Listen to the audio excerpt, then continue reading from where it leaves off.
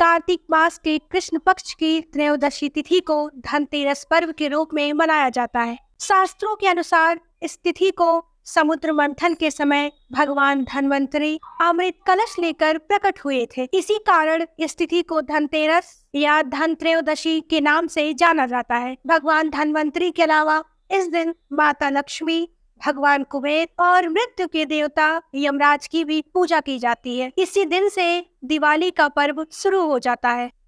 नमस्कार, मैं आयुषी द्विवेदी सुगम दर्शन फाउंडेशन में एक बार फिर आप सबका हार्दिक स्वागत करती हूँ। मेरे और सुगम दर्शन चैनल की तरफ से आप सभी के श्री चरणों में प्रणाम।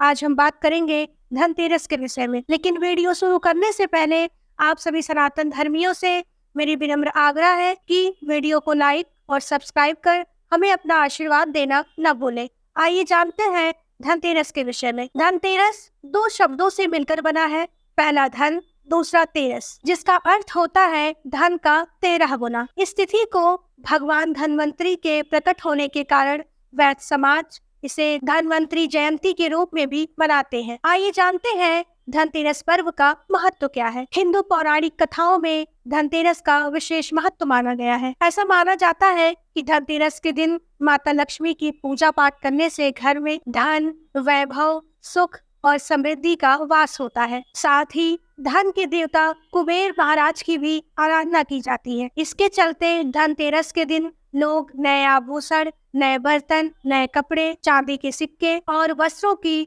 खरीदारी करते हैं। आइए जानते हैं धनतेरस के दिन भगवान कुबेर की पूजा क्यों की जाती है। धनतेरस से जुड़ी शास्त्रों में उल्लिखित एक बहुत ही महत्वपूर्ण कथा। एक बार हेम नामक राजा की पत्नी ने पुत्र को जन्म दिया।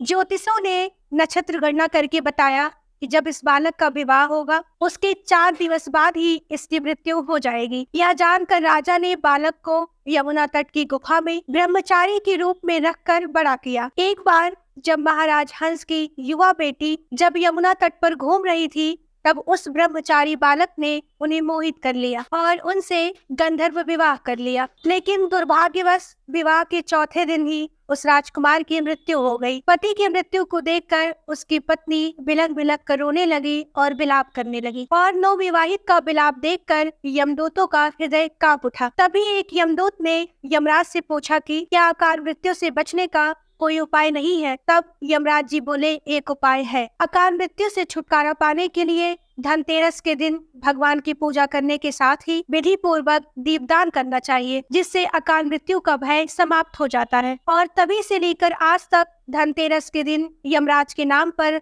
दीपदान करने की प्रक्रिया चली आ रही है। आइए जानते हैं धनतेरस के दिन दीपदान का महत्व क्या है। धनतेरस के दिन धन के देवता कुबेर की पूजा करने का बहुत अधिक महत्व बताया गया है। धनतेरस के दिन धन की कमी को दूर करने और धन का भंडार भरने के लिए कुबेर यंत्र की विशेष रूप से पूजा करनी चाहिए। कुबेर देवता की पूजा से धन की कभी कमी नहीं होगी और दरिद्रता का नाश हो जाएगा। धनतेरस और दिवाली के दिन पूजे गए कुबेर के यंत्र को अपने पूजा स्थल पर रखकर वर्ष भर उसकी पूजा करने से लक्ष्मी की कृपा प्राप्त होती है और धन की कभी कमी नहीं रहती है।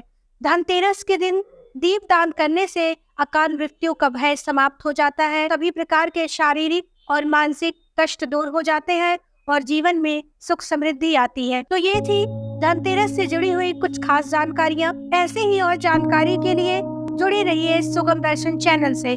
सीताराम।